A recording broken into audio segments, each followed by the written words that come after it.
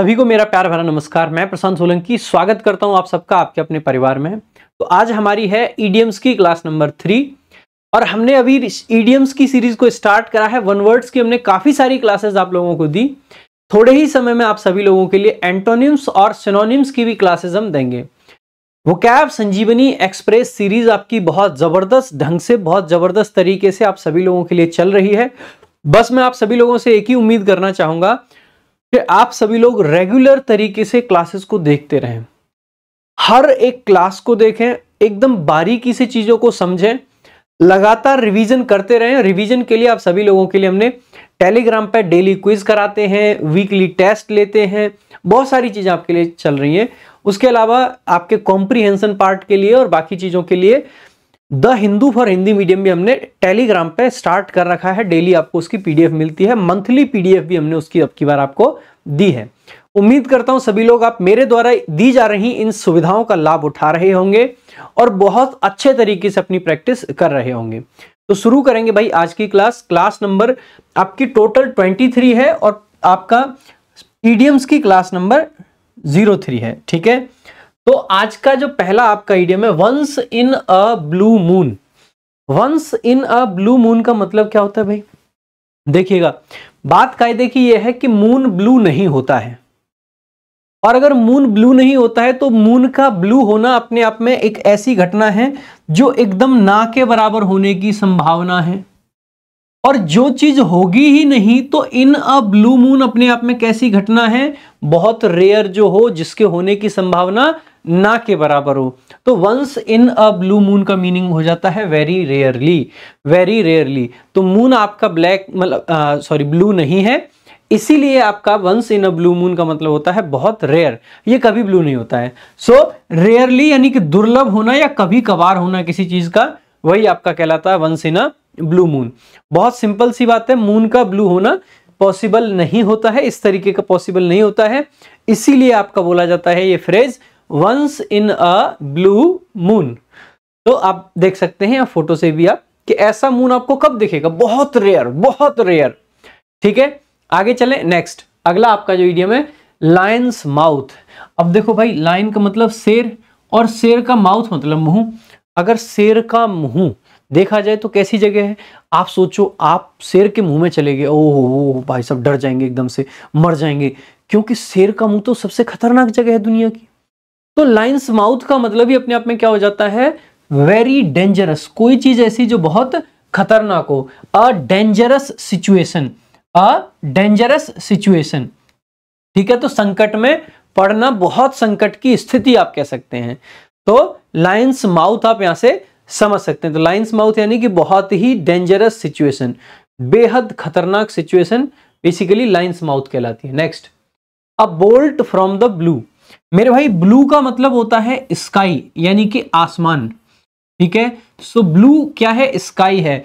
आज ब्लू है पानी, पानी तो पानी तो ब्लू है ही, साथ ही साथ में जो आसमान है वो भी ब्लू है। ठीक है, वैसे साइंस के हिसाब से काला होता है बट हम तो नीला ही कहते हैं। ठीक है, सो और बोल्ट का मतलब क्या है भाई? बोल्ट का मतलब है कोई झटका। जैसे आपने देखा है ना, वो नट बोल्ट होते हैं, एकदम झटक से मार दिया किसी के ऊपर, तो बोल्ट को आप समझ सकते हैं झटका। तो आसमान से लगा झटका, तो बेसिकली क्या चीज हो जाएगी? ये कोई चीज ऐसी जो बहुत अनएक्सपेक्टेड है, अचानक से कुछ ऐसा हो जाए जो बहुत खराब हो। कोई बहुत खराब चीज, कोई बहुत बुरी चीज अचानक से हो जाए तो उसी को क्या बोल देते हैं? अ bolt from the blue, a bolt from the blue. Next देखेंगे, तो अ बोल्ट फ्रॉम द ब्लू, अचानक से हुआ कोई दुर्भाग्यपूर्ण जो घटना होती है उसी को अ बोल्ट फ्रॉम द ब्लू बोल देते हैं। ठीक है, बहुत ही दुर्भाग्यपूर्ण घटना। जैसे आप देख रहे हो, ये सभी एकदम फिक गए, ये एकदम स्काई से इनके ऊपर बोल्ट गिरा और सारे के सारे लोग फिक गए। ठीक है, नेक्स्ट देखेंगे, नेक ऑफ द वुड्स। बढ़िया इडियम है, neck of the woods, neck of the woods. Neck of the woods को आप कैसे याद रख सकते हैं? देखो भाई, वुड्स यानी कि जंगल। अब हमारे चारों तरफ क्या है? हमारे चारों तरफ जंगल ही है, तो हमारे चारों तरफ की जो चीजें होती है, वैसे हमारे चारों तरफ क्या होता है?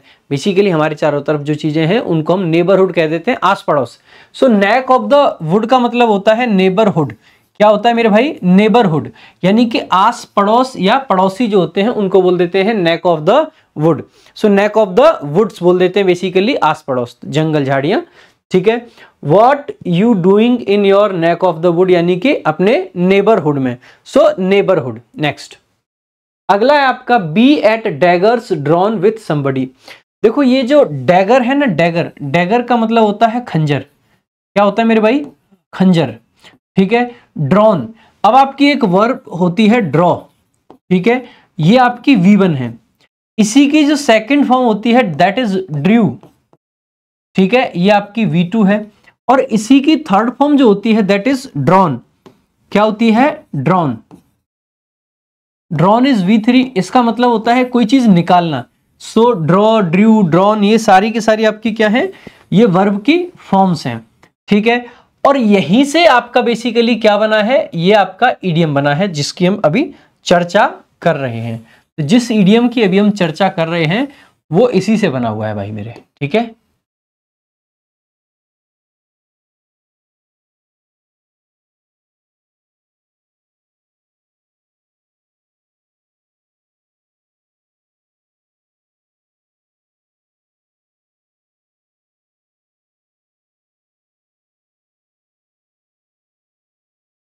ठीक है, इसको इधर कर देते हैं, ठीक है।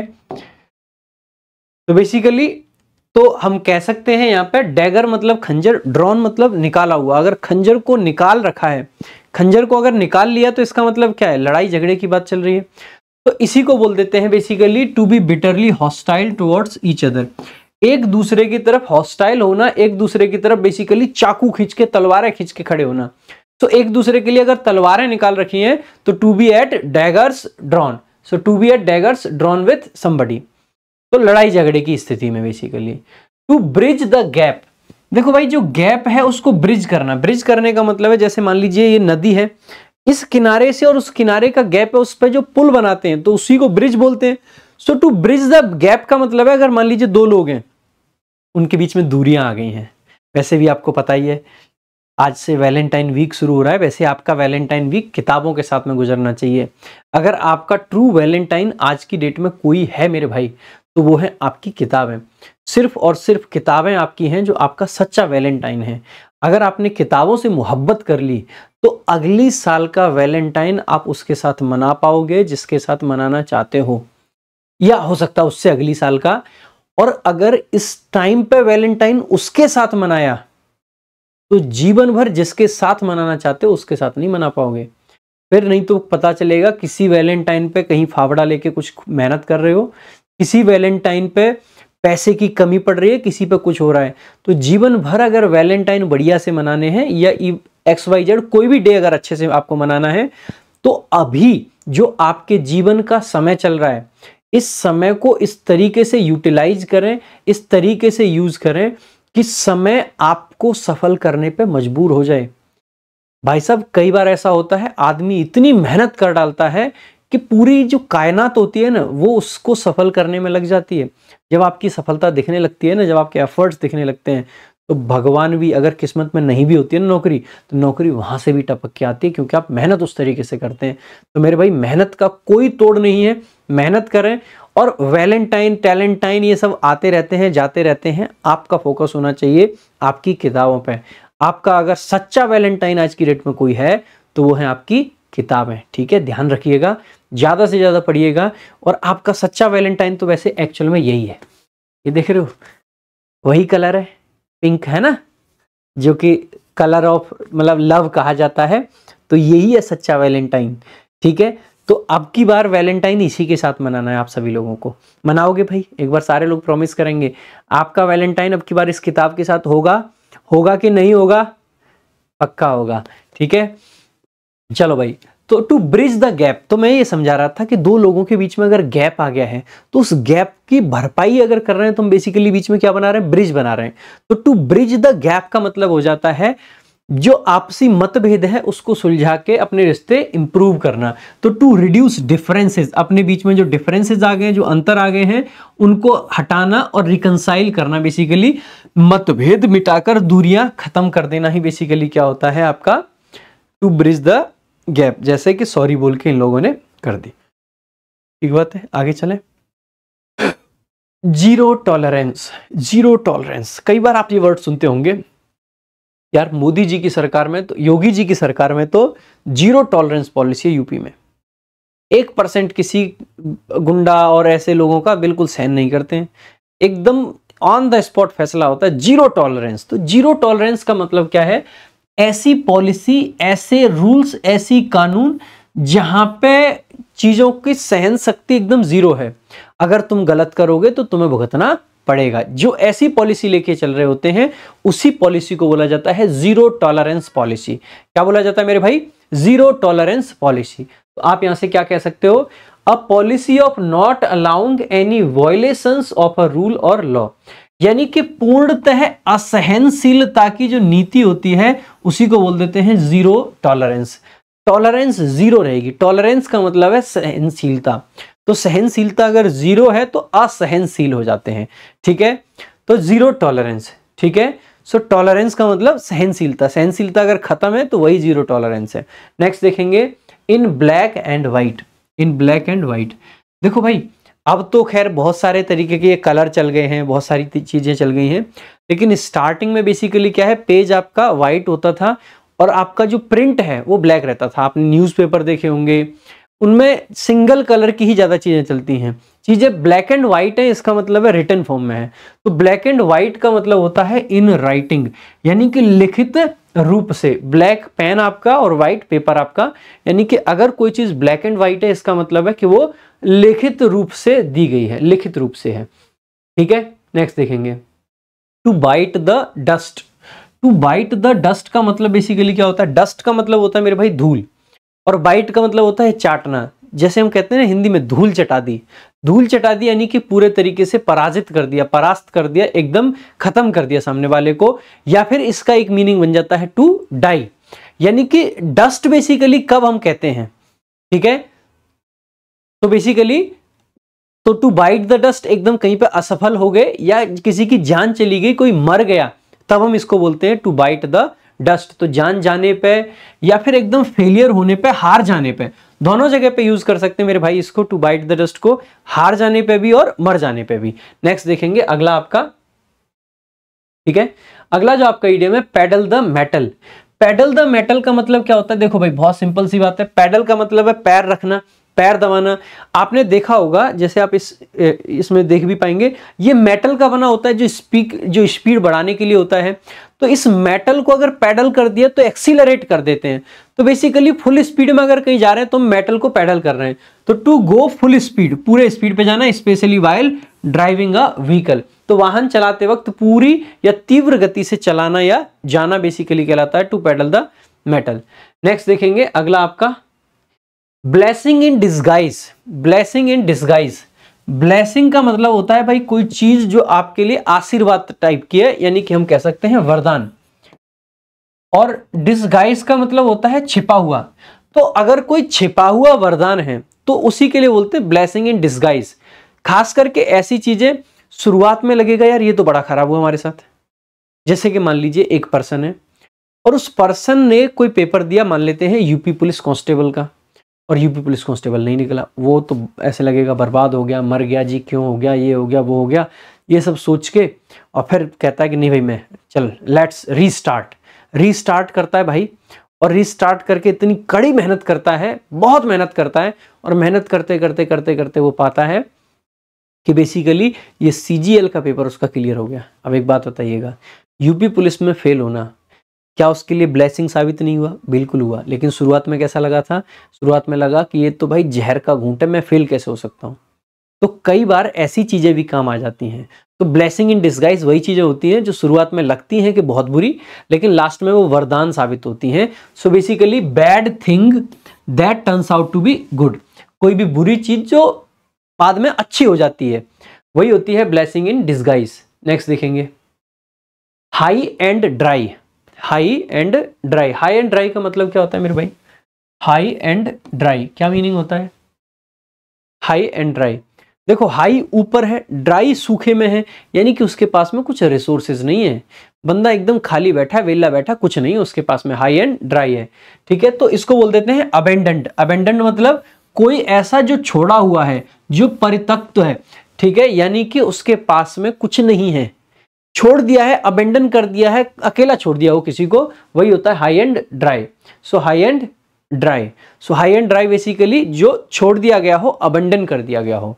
नेक्स्ट देखेंगे भाई, the whole ball of wax, the whole ball of wax, इसका आंसर करेंगे जल्दी से भाई, कमेंट बॉक्स में साथ साथ लिखते रहेंगे, आपका बहुत फायदा होता है कमेंट बॉक्स में अगर आप रेगुलर तरीके से लिखते जाते हैं तो। The whole ball of wax, इसका मतलब होता है एवरीथिंग, यानी कि सब कुछ। The whole ball of wax का मतलब होता है सब कुछ, यानी कि एवरीथिंग, ठीक है, everything. Whole ball of wax का मतलब एवरीथिंग, यानी कि सब कुछ, ठीक है। अगला आपका जो इडियम है, अ मेथड टू या a method in my madness. देखो मैडनेस का मतलब है पागलपन, और मेथड का मतलब है उसके लिए कोई रीजन।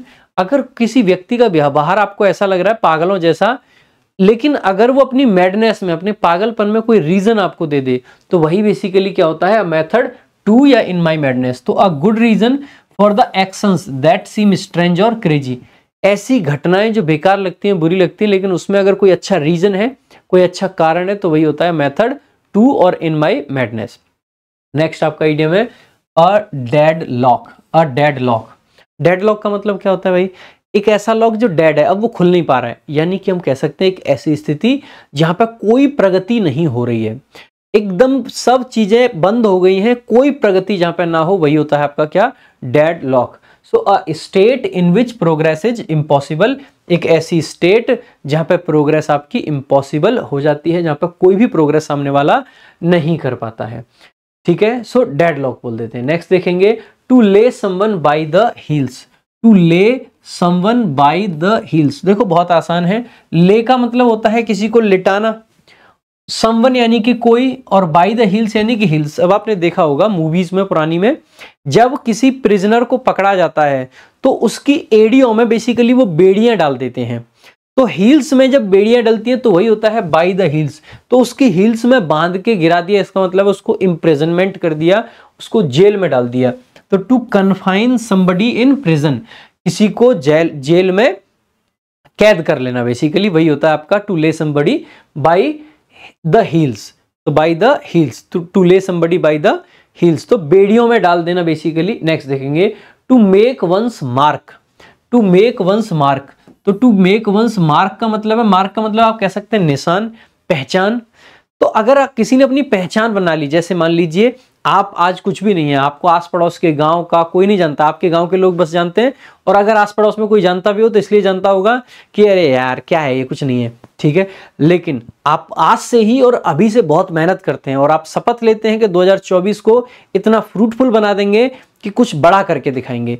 आप लगातार मेहनत करते हैं, आप लगातार पढ़ते हैं, फिर आप पेपर देते हैं, आपका पेपर अच्छा जाता है, और उसके बाद में रिजल्ट आता है, और रिजल्ट में पता चलता है कि आप इनकम टैक्स इंस्पेक्टर बन गए हो, या आप विदेश मंत्रालय में सेलेक्ट हो गए हो, या आप जो केंद्रीय सचिवालय है वहां पे सिलेक्शन आपका हो गया है, या आप सीबीआई में चले गए हो।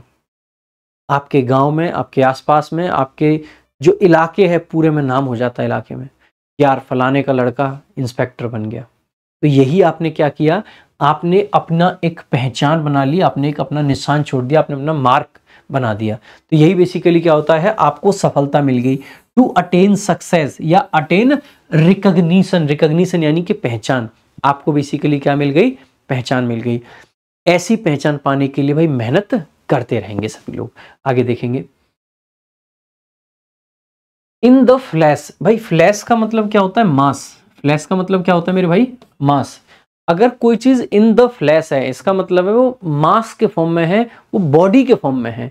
तो इन द फ्लैश का मतलब है बॉडीली फॉर्म में, यानी कि शारीरिक रूप से बेसिकली। सो इन बॉडीली फॉर्म, वास्तविक जीवन में या शारीरिक रूप से कह सकते हैं। नेक्स्ट देखेंगे,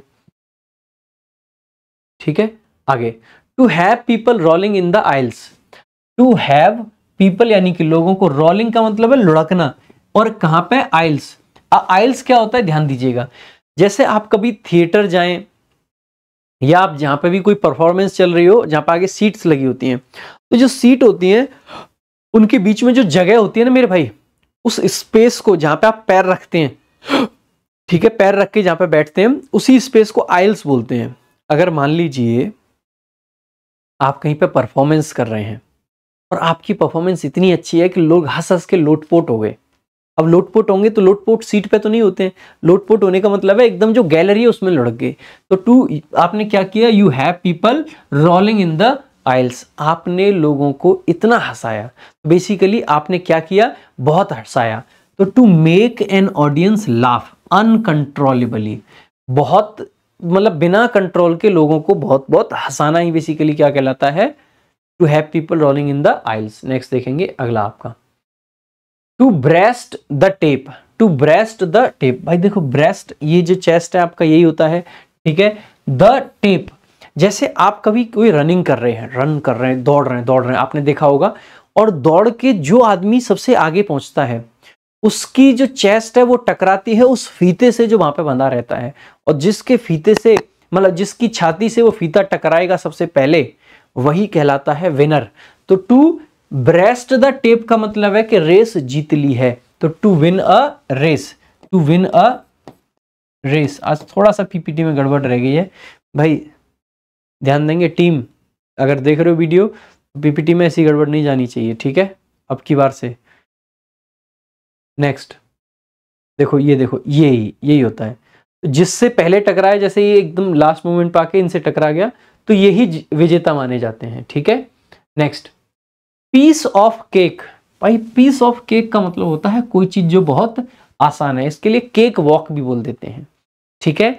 तो पीस ऑफ केक हो या फिर केक वॉक हो, something which is very simple, कोई चीज जो बहुत आसान है, बहुत आसान काम जो होता है उसी को बोल देते हैं पीस ऑफ केक। नेक्स्ट, ठीक है।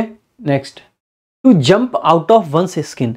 कई बार क्या होता है, हम ऐसे चुपचाप खड़े हैं, ठीक है, और अचानक से हमें कुछ एकदम सरप्राइजिंग चीज मिले और हम ऐसे जंप मार देते हैं, मतलब हमारा शरीर वहीं रह जाता है, निकल के आत्मा चली जाती है। तो to jump out of one's skin का मतलब है स्किन में से आप निकल गए, यानी कि आप सरप्राइज हो गए, आप चकित हो गए, आप भौचक के रह गए।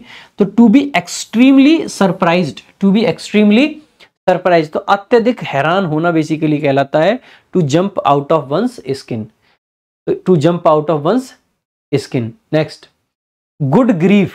गुड ग्रीफ, भाई गुड ग्रीफ का मीनिंग बताएंगे जल्दी जल्दी, सारे बच्चे कमेंट बॉक्स में लिखते रहेंगे गुड ग्रीफ। गुड ग्रीफ, देखो गुड ग्रीफ का मतलब भी एकदम वही होता है जो पिछले वाला था, एन एक्सप्रेशन ऑफ सरप्राइज और फ्रस्ट्रेशन। जब आप फ्रस्ट्रेट हो या सरप्राइज्ड हो, वो जो आपका एक्सप्रेशंस आते हैं ना, वही होता है गुड ग्रीफ। तो गुड ग्रीफ बेसिकली, तो जैसे फ्रस्ट्रेशन का या सरप्राइज का जो एक्सप्रेशन है, जैसे आप यहां देख पा रहे हैं, वही है बेसिकली गुड ग्रीफ। आगे देखेंगे, पेनी वाइज एंड पाउंड फुलिश। देखो भाई पेनी का मतलब होता है चवन्नी मान लीजिए, और पाउंड का मतलब होता है हजारों में रुपए, ठीक है। सो पेनी मतलब मान के चलिए चवन्नी, और पाउंड का मतलब है सैकड़ों और हजारों में रुपए। तो कोई पर्सन ऐसा जो चवन्नी को खर्च करने में तो बड़ा समझदार है, वाइज है, लेकिन हजारों के रुपए में अगर पैसे उसे खर्च करने हो तो बड़ा मूर्ख है, एकदम फुलिश आदमी है। तो ऐसे पर्सन को क्या कह देते हैं, पेनी वाइज एंड पाउंड फुलिश। तो basically careful and economical in small matters, छोटी चीजों में तो बड़ा एकदम केयरफुल है, लेकिन वेस्टफुल है और एक्स्ट्रावेगेंट है इन लार्ज वन, बड़ी बड़ी चीजों में फालतू में खत्म कर देता है। तो छोटी रकम बहुत सोच समझ कर खर्च करता है, लेकिन बड़ी रकम बिना विचार किए ही खर्च कर देता है, वही होता है penny wise and pound foolish, ठीक है। नेक्स्ट देखेंगे आगे,